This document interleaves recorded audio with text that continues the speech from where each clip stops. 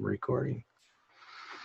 Well, welcome back to another Epidose of the Ketogenic Fasting Project on Carnivore. My name is Tom, and I've got my friend Corina back on. She was on a video with me a short time ago, and didn't get to talk about all the things that she wanted to talk about, and so we're doing it all over again with a little added content. So Corina's joining us all the way from Switzerland. I'm in Southern California near Los Angeles. So say hello to everybody, Corina.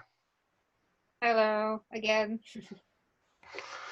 So I think, did you want to jump into the slides and start talking about meat and stuff like that, and we'll just roll through it based on the slides? Or Yeah, let's do it. okay, get this going here.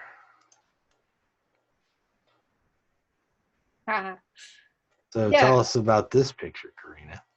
so that's how my fridge looks now. You see on top all the fats that I cook with or use for cosmetics. And then you have some supplements.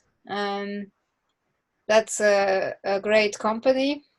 The omega-3 is also something I still supplement with. But then also the organs, and that company does all different organs, and that's they're really great supplements. Um, and then of course all the meat. Um, yeah, that's how my fridge looks like And nowadays. you used to be a vegetarian, right? Yes, even a fruitarian, and then my fridge looked completely different. So for you, you're kind of rebuilding, right? You were on a plant-based diet for quite a while, and you started feeling sick, and Yes. and then you wound up on carnivore, and so you're eating meat and lots of animal fat, and then these animal-based supplements to kind of build yourself back up, right? Yes. So tell us a little bit about what's changed since you went carnivore. How do you Yeah, feel? we have touched on this the last time, and there's so much happening. Even in a few weeks, I noticed a lot of such difference. Um, yeah, for example, at work, I used to get really stressed from the noise. I mean, where I work in the train, it's a lot of noise anyway. And then if you have many customers, then it's even more noise from that. Uh, that used to really exhaust me.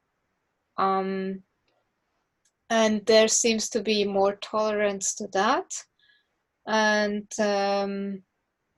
even I can still get stressed when I have like many customers to serve, but it's like for a short while, and then I just bounce back into pretty calm inner state, and that's so amazing because as a vegan, I couldn't recover if I was stressed.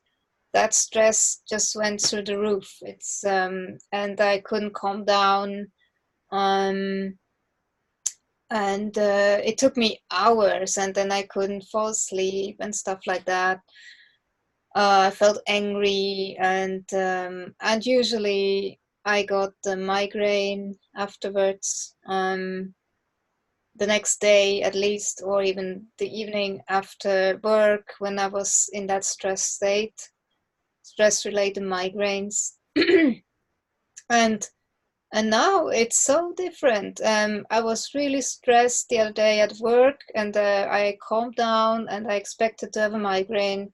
Nothing happened, just nothing. And next day I woke up and energetic, rested. Uh, it was such a surprise to feel like that. You are just expecting to be in pain or to feel exhausted.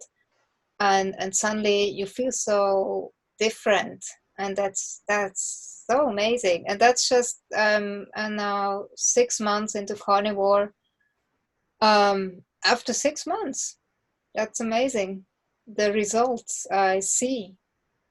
And on a vegan diet, I was really struggling, and I was getting concerned about that I need some even help, that I was getting worse, and I was getting worried about the state I was in, and now it's all gone. I feel energetic. Yeah. Yeah, I think part of this conversation was spurred on by I had that interview with Sean Baker, and at the end he happened to ask me was what I saw was going on, especially with autistic people, and Corina and I are in a group called Autistic Carnivores on Facebook. That's kind of where we communicate a lot. And he was asked, Sean Baker's in there too. He's kind of taking an interest and keep, seeing what people report back. And he'd asked me the changes I saw, and I made a comment about, um, a lot of long-lasting, really powerful changes in people, both with anxiety and depression, and like Corina was describing in her work situation, which can be very distressing. People seem to become more robust, and I said something about it. It might take a year or 2 years or 3 years, but what I didn't say was that sometimes these changes are very quick. I know I had terrible arthritis, and that was like 2 or 3 weeks, it was pretty much gone. That's very quick. It's a very quick change. And I've noticed that my anxiety levels have gotten a lot better. Um, they they started to improve right away, but they've just been tapering off, and it seems to have a lot to do with not eating plants, but also eating plenty of animal fats, and of course a requisite amount of protein, probably based more on a person's activity than anything else, I would say. But you had made a comment. You go by another name online, Aletha Asilo. Yeah. Yeah. So I saw that you had made a comment down there on that video that I made with Sean Baker, and naturally anybody gets some of the video like this, and there's plenty of things they didn't get a chance to touch on or they think about later. So this is one of the reasons why we got together, and I thought it was a pretty powerful comment you made. So the thing about really life-changing things like migraines are really debilitating for a lot of They people. are. It's a Yeah. very common problem. So I wanted to have you back on. I wanted to cover this. This is another shot from this is a video called Dr. Sean Baker talks about how lives are changing in the carnivore movement. So that's the video, and you can see Corina's comment down below there that kind of spurred this conversation. It's available on YouTube, of course. So you want to tell us about this? What is this mysterious picture, Corina? Yes, it looks kind of disgusting, but actually it's very yummy. That's just dehydrated, salted beef. And that's perfect when you go on for hikes or traveling, and you cannot cook your meat anywhere. So you just take dried meat. And that was my first try in doing that. Yeah, and it really tastes amazing. I eat a lot of dried beef myself. Now, I guess you live in Switzerland. You guys do a lot of traveling on trains, and so this is ideal to take with you anywhere. I spend a lot of time in the car sitting in traffic, so again, it's ideal. You can take it anywhere. It's easy to eat, doesn't make a mess, doesn't spoil, Mm, always tastes good. yeah. Uh, Simple to make. I have a big dehydrator. I didn't bring a picture of it for the video, but I'm about to make some jerky later today, so I'll I'll uh, I'll make sure and post a picture. Did you dry yours in the oven, or how'd you do yours? I have a dehydrator myself. Oh, okay. So you have one too. Yeah, we I should should do. throw it in We'll do a video on dehydrating meat one of these there. days. Yeah. So here's your face cream you've been making, right? You're doing a pretty much a carnivore style face cream. Yeah. That's basically all fat. There's some coconut fat as well and shea butter, but those are the only ingredients that are not animal based. And this is duck fat, honey, ghee, some tallow, and some lard. Um, because all that shit that is in those cosmetics, yeah, that's oh, I forgot. Beeswax is also in there. Yeah, that's really, you know exactly what's in your skin cream or facial cream, and you don't have any gluten or whatever they put in there, any soy products. So it's really clean and it's amazing for the skin. I used to have very dry skin, and I started using just lard for the whole body, and now I thought, oh, I can try this for the face. Yeah, and it's really nice. Um, Yeah, when I was battling the psoriasis and I was on a PKD diet, I actually just used beef tallow on the lesions because they yeah, tend to get scaly and dry and stuff like that. So I never made any face cream or anything like that like you did, but I did use tallow right on the skin. So I used to joke about how everybody loved me because I smelled like prime rib. yeah, okay. Here's a Yeah. shot of some more of the lids of the fat you used, I guess. Yeah, that's I found a place that actually had duck fat. It's really hard to get here in Switzerland. Hmm. You order it, you pay more for the shipping than for the product, and I was really annoyed at that. Yeah. But now I found a store that had even Wagyu tallow, Hmm. um, and it's Swiss meat, and then there is that goose fat and duck fat, and I was so happy that you see I bought a lot of that. Yeah. Use it for cooking and yeah, cosmetics and tallow. I will use for pemmican. So I'm really happy that I Yeah. found I this. cooked some sirloin tip steak just before we started recording, and I cooked it in duck fat. Ah, okay. I've been trying the duck fat just to get that K2. You know, I'm Mm. doing that Yeah, experiment because I did yeah. the heart scan and I had a little bit of calcium, my coronary arteries, you know, Mm, and supposedly K2 is a good way to remove the calcium from the mm, plaque, assuming the underlying cause of the irritation that inspired the atherosclerosis is gone, then you can remove all that from your body. So hopefully next year I'll do another heart scan and there'll be no calcium. I'll go down to from an 8 to a 0 score. So I've been using the duck fat myself. Yeah, it's a great type of fat. So this And is then your mixture on the stove, I guess. Or I just melt it and mix it together, and then I fill it into those jars. It's really easy. Everybody can do that. Melt the fat, fill it into jars, and then you have your own cream for the body or for the face, whatever you like it. and now we get into the meat. Yeah. So This those is the are, kind of stuff you typically eat, right? yes. I get it from different places, health food stores. Um, yeah. They have meat and health food stores in Switzerland. Oh my goodness. Yeah. Who Here would have the thought? health food stores are full of patchouli oil, bananas, and tofu. Yeah, and the usual health food store smell that you have. And the meat is somewhere in the corner, hidden away.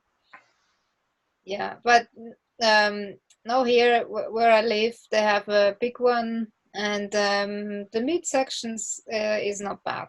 You'll find a lot of stuff there. So yeah, that's lamb and even uh, beef. Yeah. Here's another shot. Looks like you got some fish in there as well. Are these oysters up here?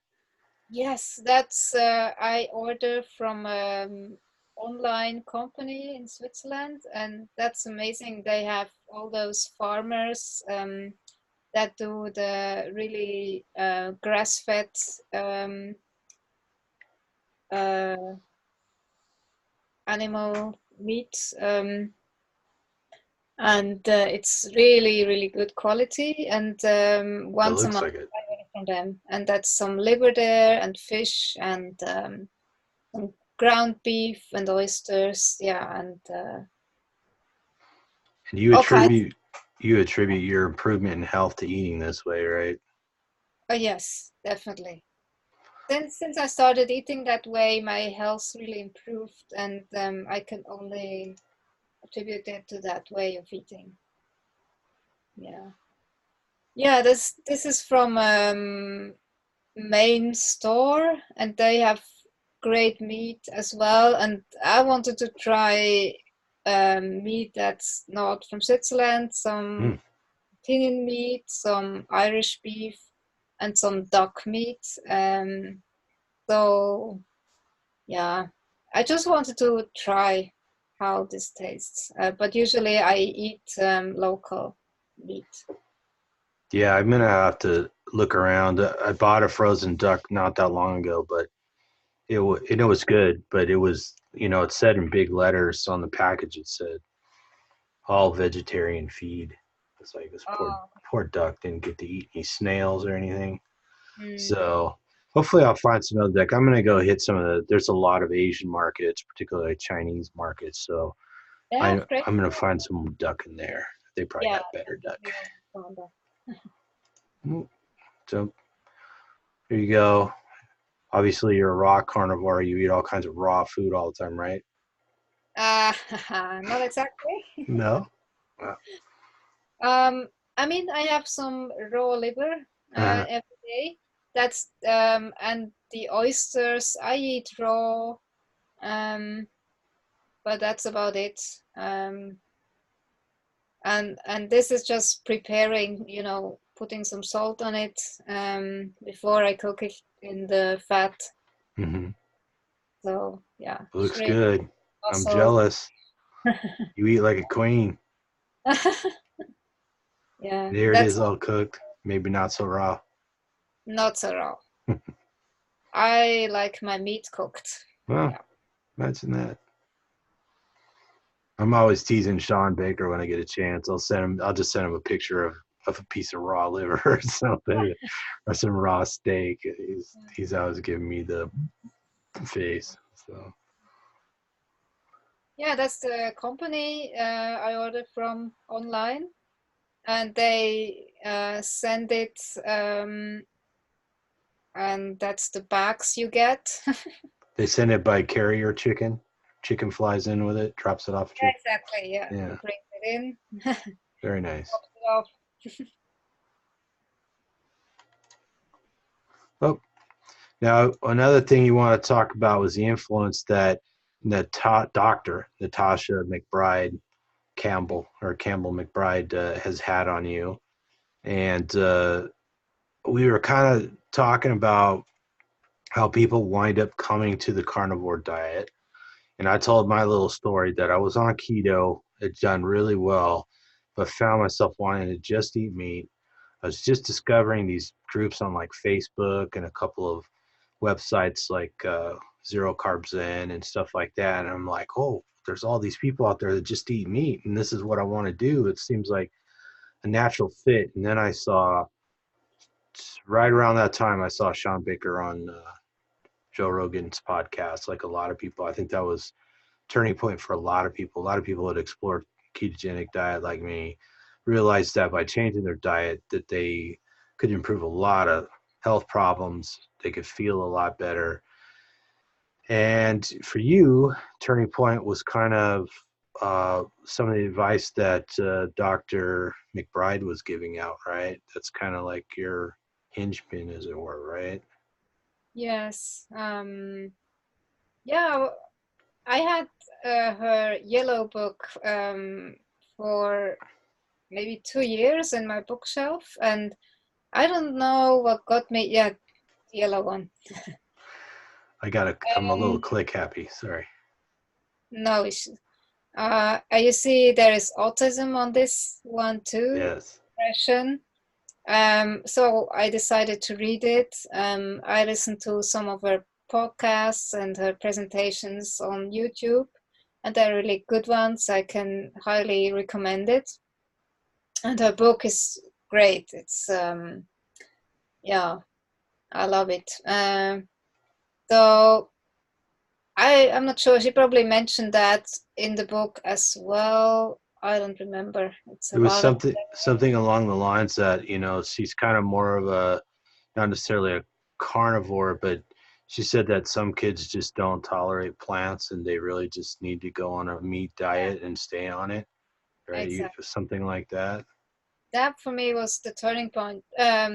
Yeah, because in January I started from veganism. I went paleo because somebody had recommended it to me. Mm. I listened to some of those paleo mom videos, and she is totally against keto. And so I was really careful. I wasn't keen to get into it, but I didn't feel so well on the paleo diet. I mentioned that in the last video we did together. And then I was also investigating autism at the same time as I was reading a lot about diet and eating meat. And yeah, and Natasha Campbell McBride, she mentioned that she has a clinic where she lives, and she has firsthand experience, and she sees her patients, and many of them are autistic. And she has a kid that is autistic, um, and I think he is now an adult. Mm.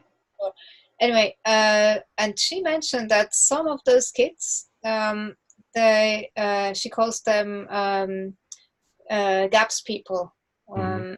and some of them just can't do any plants or anything else other than meat, because their digestion is so messed up, and some they have to stay on this way of eating for life, and they do fine. But as soon as I introduce some plants, the yeah, it just doesn't work for them. And as soon as I heard that, um, I was thinking, oh, okay, I'm not doing so well on this paleo thing. The autoimmune paleo way also doesn't work. I'm still bloated, still feeling exhausted. Something is just not working, even though I'm eating meat. So maybe I should try this. Leave out the veggies, and yeah, and so that for me was really a turning point to hear this, and so I was more open to try carnivore. Yeah, and then later I heard about oxalates, and that we talked about that last time. So, but it was both. Like Natasha Campbell McBride, she had really big influence. Although I'm not doing well with that sauerkraut. Yeah, as I said, for me, plants doesn't seem to do much good. Hmm. Yeah, I've come across quite a few people who, particularly parents, put autistic children on the GAPS diet, and Mm, oftentimes they see some improvement. But it seems like a lot of people do better if they move towards a keto diet or even a carnivore diet. And so I know the people at Paleo Medicina with their PKD diet, they have had some improvement, some pretty remarkable improvement with autistic kids on a PKD diet, which is a all meat, high fat, high mm, fat. It's at least 2 to 1, I believe. Maybe it's 3 to 1 fat over protein ratio. So, mm, but they are kind of similar in a way, two diets. mhm. It's just the GAPS diet does have some plants in it still, right? So Yeah, and the fermented foods, I think that's a big part of it. I've been thinking about trying sauerkraut again and see what happens when I eat it because I ate sauerkraut and kimchi in the past. They're Mm. both really common foods where I live. Okay. Kimchi's become very popular. I don't know, the last 10 years or so. We have pretty large, quite a few Korean people that have immigrated to, this area over the last, I don't know, 20, 30 years, maybe longer. So foods like that. And of course, sauerkraut's kind of ubiquitous. There's many, many, many, many, many, many, many, many, many Germans that, that immigrated here the last 100 years. That's So personal. yeah, it's everywhere, and it's pretty common as sauerkraut's pretty common here as a condiment, like on a hot dog. It doesn't get any more American than eating a hot dog, and sauerkraut's usually close at hand. So Oh, okay. But that's so funny because that's really what the Germans also eat, like yeah, sauerkraut. sausage and some sauerkraut, of course. Yeah. But Yeah, there's a yeah, lot.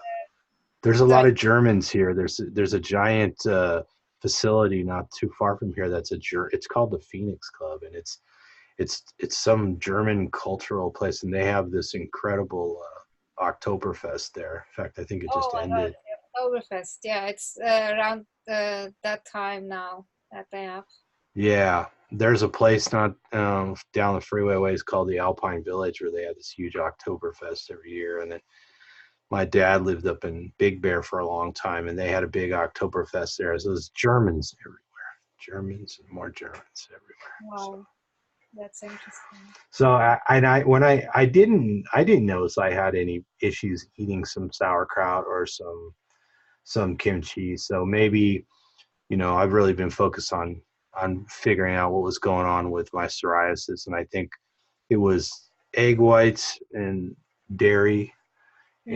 and just I don't eat that much dairy, but it was like a little whipping cream here and there in my coffee or some cheese or whatever. And I think I'm down to like I can eat some of the really dry aged cheeses, and that's about it. So once I'm done with that experiment, maybe I'll try in a little of the fermented cabbage just because it's high in K2 and it might enhance my calcium experiment there with the Mm. coronary artery scan. But did you notice anything in particular about um, the sauerkraut or something that bothered you? Yeah, I may be bloated. Oh, okay. So it's pretty I think obvious, huh? so. So for me, I don't think it's working, but yeah, I mean the kimchi, I tried that as well, but my body doesn't seem to like the fermented stuff. Mm. So Interesting. Your I body mean, doesn't like rotten food? I mean, what's going on? yeah. Yeah. So, anyways, there's a video you recommended here, and it's Dr. Natasha Campbell McBride, and she was on Primal Edge Health on YouTube with what's his name? The guy who's the host.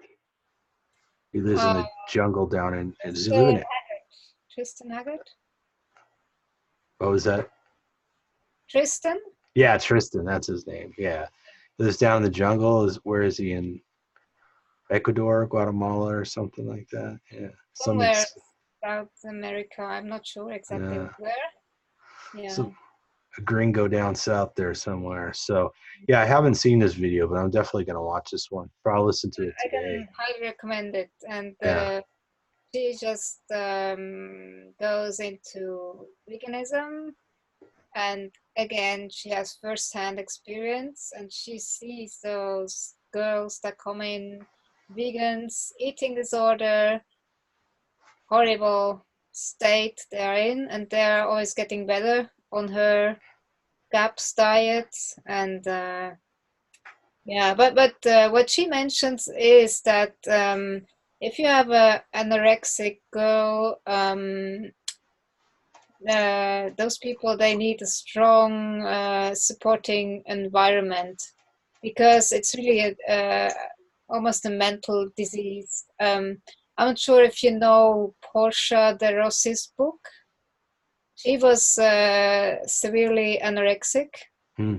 and she wrote a book about as a model you have to be, lean, and many are anorexic.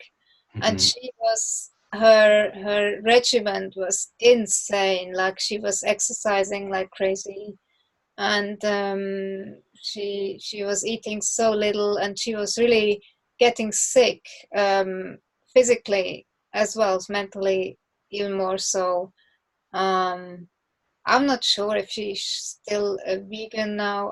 I'm not sure, but anyway, her book really gives you insight into what's going on in an anorexic person's head. It's horrible, and if they see themselves in the mirror, they just don't see it, how actually they look. They Hmm. see fat, even if they are completely emaciated. So that's really a mental disease. And yeah, and it seems that many anorexic people, or girls, switch into veganism. I'm not sure why this is. Um, Well, it's easy to see a veganism as like a structured eating disorder. It's like a tribal really. eating disorder, right? You give people this idea that if they eat meat, that they're causing cruelty. So stop eating animals, because if you don't, you're indirectly being cruel to innocent life, and eat these plants instead. And by the way, the plants are supposedly more nutritious than the animals, and it's just kind of one fabrication and one stretch of the imagination piled on top of the other. And it's like, oh, okay, well, great. I can be skinny. I can look like Freely, all emaciated. Yeah. So, I could see how an eating disorder like anorexia or even bulimia just translates nicely into something like veganism. Mm. Yeah. Yeah. So anyway, and Natasha Campbell McBride, she treats those people, and yeah, she has really a lot of success with that protocol. And yeah, that video, it's really worth the time watching. And she's a doctor, so she has a lot of experience and Hmm. knowledge, and education. So, Oh, more pictures of food. oops. Oh, this is for your pemmican, right? Yeah, that's what I plan to put in my next pemmican. There are sardines on top, the left corner. Then there is the Wagyu fat, and then I found in a Asian store dried shrimp. Mm. Um, we'll put some good taste into it, I hope. Hmm. Sounds Yeah. good. And then there is lamb, and beef, uh, ground beef, and some liver. And yeah, tomorrow I will probably do this. And this is how you made it last time, right? This is your That's last. Yes. pemmican muffins. Mm, I'm yeah, jealous. They look delicious. they were delicious. Oh my gosh. I stuffed my face with it. I've got some pemmican in the bottom of my refrigerator that I saved. Mhm. It's from the first batch I ever made because I wanted to see how long it would last. So, Oh yeah, good and I experience. I go down there and I take a bite every once in a while. It hasn't changed one bit, and I don't know. It's been a few months since I made it. I did a little video about pemmican Mhm. PKD style. Yes, that's from where I got the idea, but then I also saw that they added sardines Hmm. uh, for the salt. Hmm. Um, so it's really a good combination.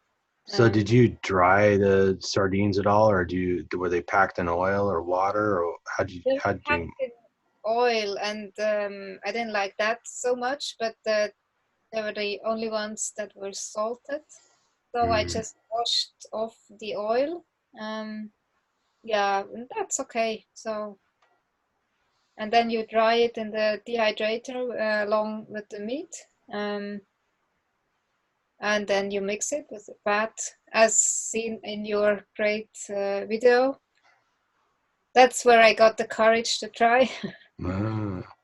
Yeah, a legend has it that they found stashes of pemmican that people left that were more than 20 years old, and they were just wrapped in rawhide, and it had not spoiled. It was the same. It seemed to be the same as the day it was made. So this is a way of just taking dried meat, powdering it or pulverizing it, mixing it with fat, and then pouring it into some sort of cake or whatever. I just poured mine in a glass dish and then cut it up. So yeah, it's good food. Tastes good, easy to eat, keeps forever. And Yeah, I'm it's gonna have to amazing. try the sardine thing. I wonder if I can find some dried salted sardines and try that Mm, because that sounds pretty good. mm, Some dried shrimp, seafood pemmican. I like it. yeah. And you want to talk about this book here? This was a big help to you, right? Yes, I read that along around the same time when I was investigating about autism. I wasn't sure because I came from the trauma, CPTSD, from that side, and then I discovered there were some overlaps with autism, but then as female autism expresses itself so differently, it's always good to read books from female autistics. And Sarah Hendricks is actually so funny in her YouTube videos. She has great presentations. And this is actually my most favorite book on female autism. It's really, really helped me a lot to understand myself, and the way she explains autistic socializing. It's on my, so funny because I could so relate. One example is when she took martial arts classes. Hmm. Um, And then there's always that social component. You always have to socialize. Why can't you just do the martial arts Hmm. itself, you know? And then you have to do group training, like with a partner. And then she always stood in the corner and couldn't find a partner. And then a young 9-year-old boy told her, "Oh, you have to get." And find your partner. You cannot just stand there, you know. And Hmm. that is it for her. And that's always that difficult thing that autistics seem to struggle with. And I could so totally relate because I also have tried some kung fu lessons, and it was exactly the same, you know. As long as we could just watch the teacher and copy the movement, I felt amazing. I was fine. But then when we had to do uh, exercise with a partner, that's when I fell apart. And for me, it was so helpful to hear that from another person because I always thought, oh, why do I have such a problem with that? Everybody else is so fine, and they are joining themselves. Look what kind of fun they have, and for me it was so difficult. And then hearing Sarah Hendricks say that, explain it that way, and it really helped me to feel confirmation, and yeah, it comforted me.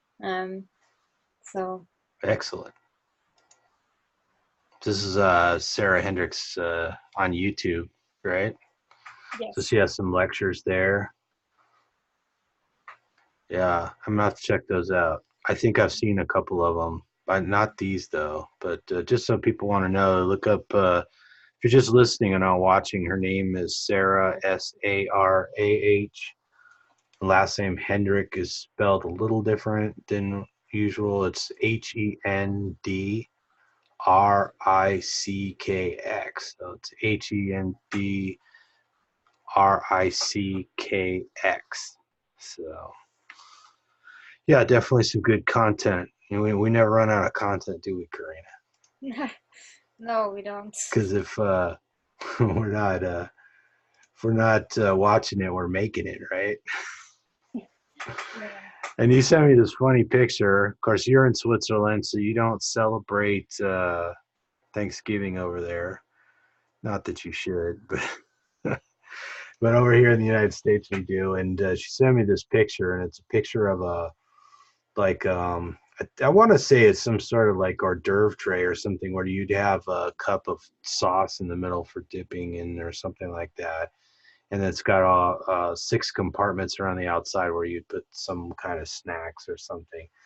But it's a Thanksgiving meal that's been divided up. So the center area, the center cavity is filled with gravy, and then you've got mashed potatoes, stuffing, and then the green bean casserole, and then some turkey, and then some bread rolls, and then maybe it looks like it might be pumpkin pie with pecan pie kind of mushed together.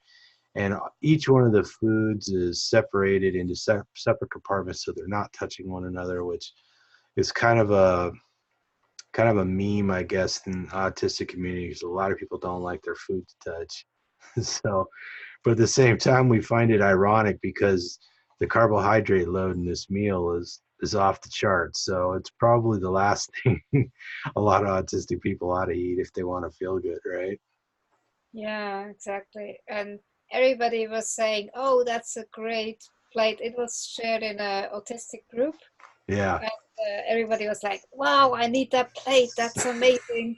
And I was the only one saying, "Oh my gosh, all those carbohydrates! I could never eat that. I would have a migraine from that." Um,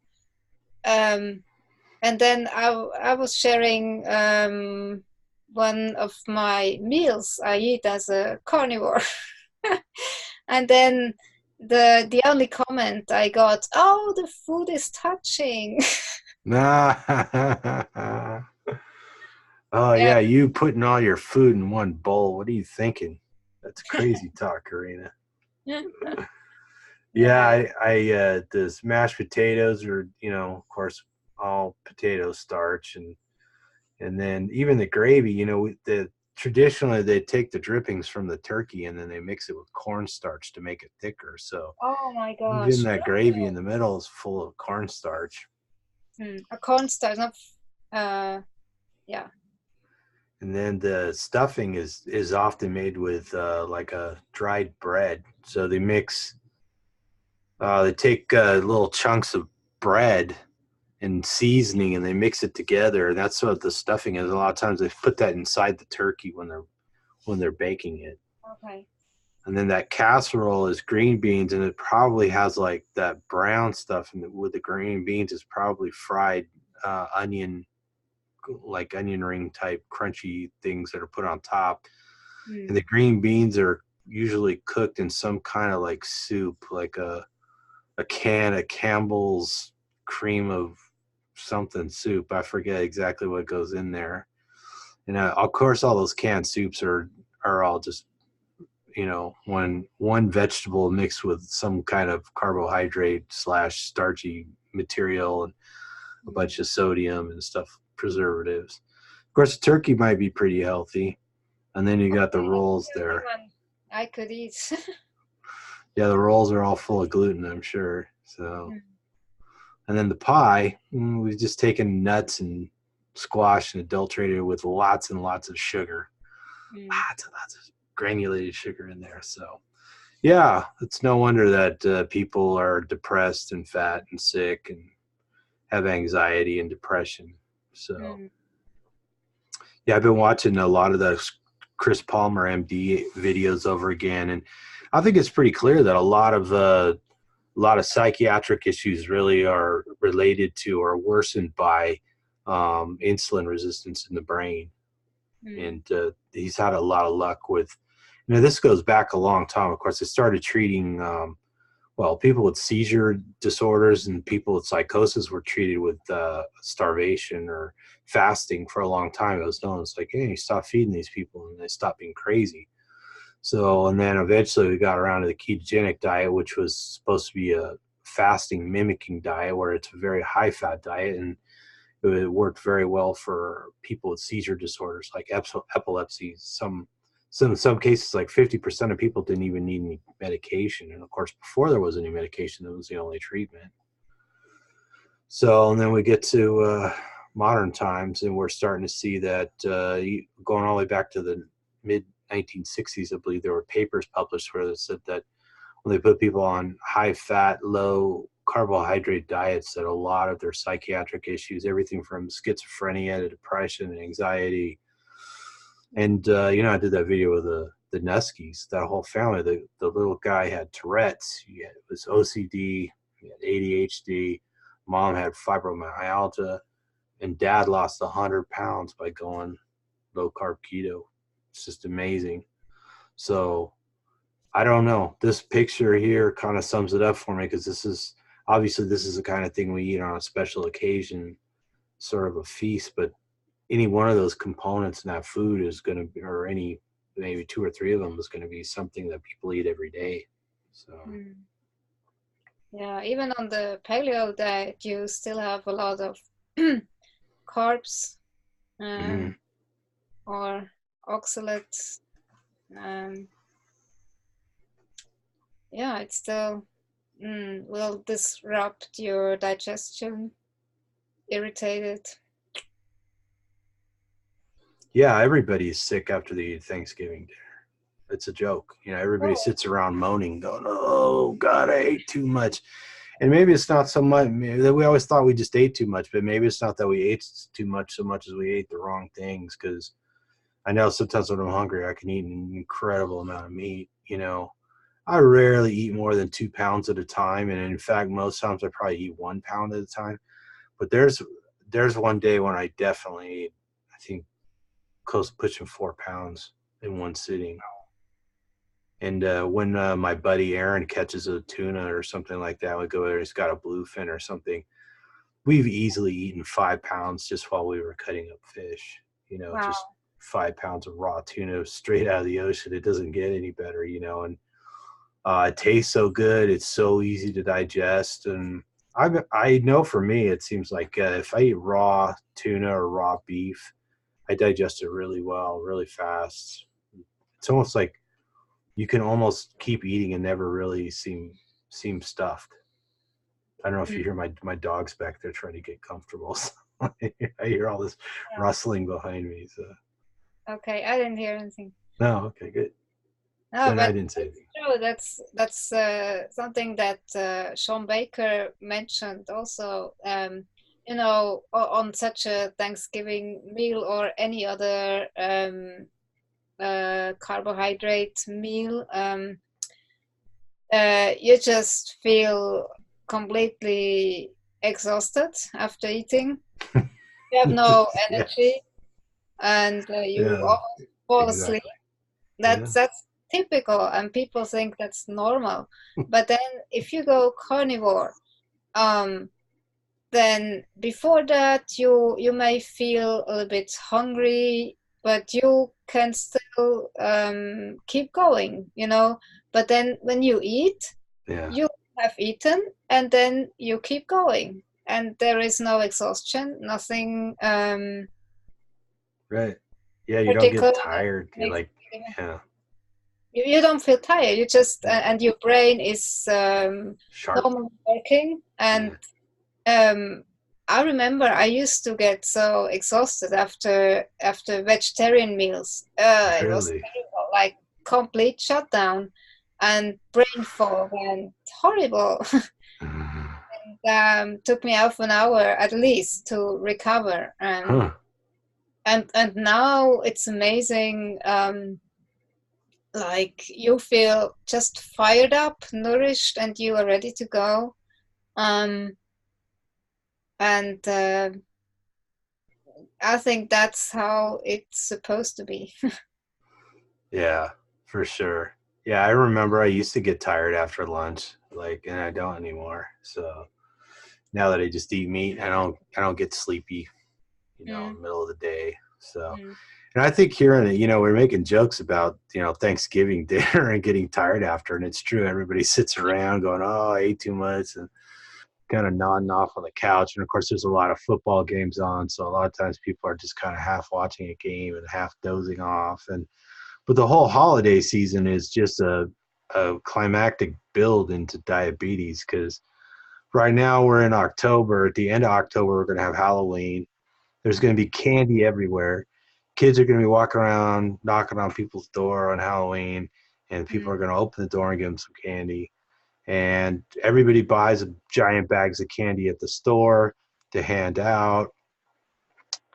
And then people have it sitting around forever. And then so you get October, and then November, and we're looking at Christmas in December. There's all the candy comes out. There's candy canes everywhere. There's chocolate Santa Clauses everywhere. Every drink is going to have a candy cane in it. Start putting sugar in all the drinks. There's hot chocolate everywhere because it's Oh my getting God. cool. The same thing all the way through New Year's. It's going to be sugar, sugar, more sugar. It's going to be treats, cookies. People make lots of holiday cookies.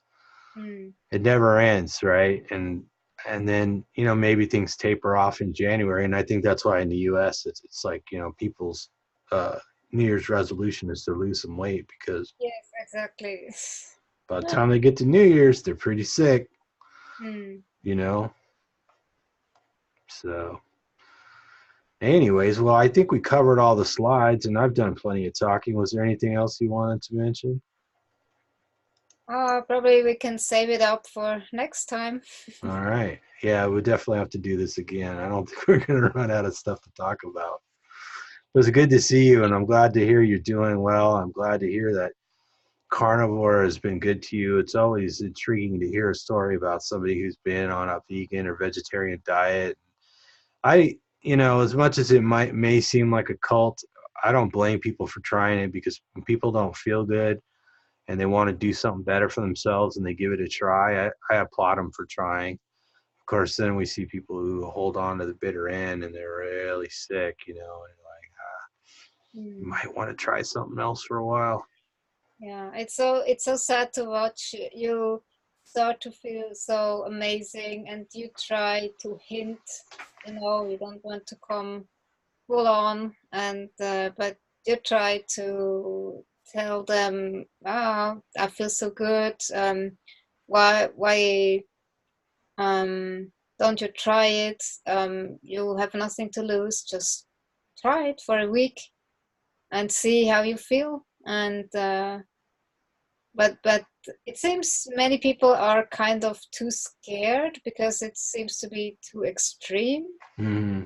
I'm not sure, or because there is all that vegan propaganda and oh, you need your fiber and blah blah. Mm-hmm. And it turns out it's quite the opposite.